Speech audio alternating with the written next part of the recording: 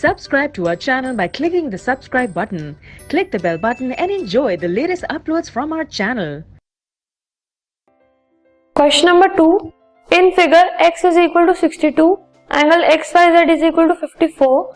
If YO and ZO are the bisectors of angle XYZ and angle XZY respectively, of triangle XYZ, you have to find OZY and YOZ.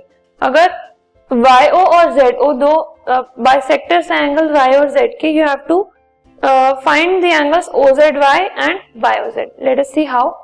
Now in triangle XYZ, you can say that angle X plus angle XYZ plus angle YZX is equal to 180 degree because of the angle sum property of a triangle. एक triangle के सारे angles का sum is equal to 180.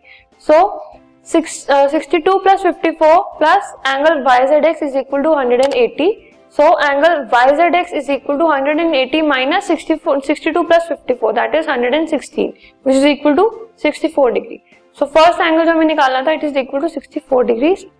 Now further we have angle YZX, जो हमें angle YZX हमने ऊपर निकाला है, it is equal to twice of angle OZY, क्योंकि ये उसका YO हमें गिवन था कि वो इसका बाइसेक्टर है.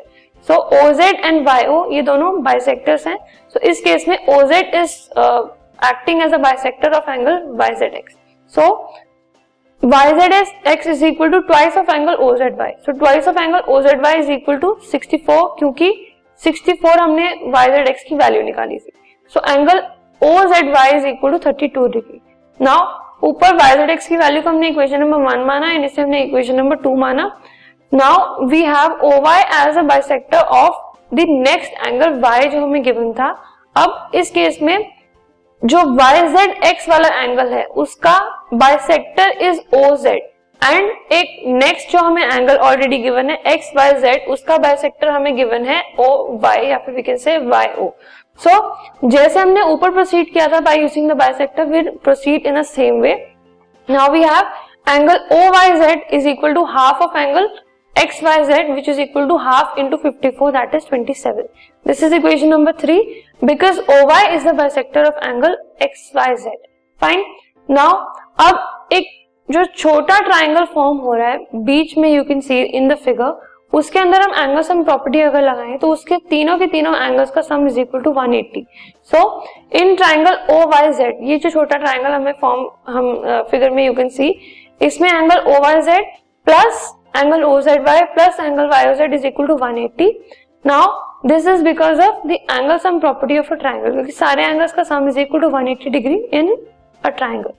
So इस केस में हमें दो angles already पता है, so उससे हम तीसरा angle निकाल सकते हैं. 27 plus 32 plus angle YOZ is equal to 180.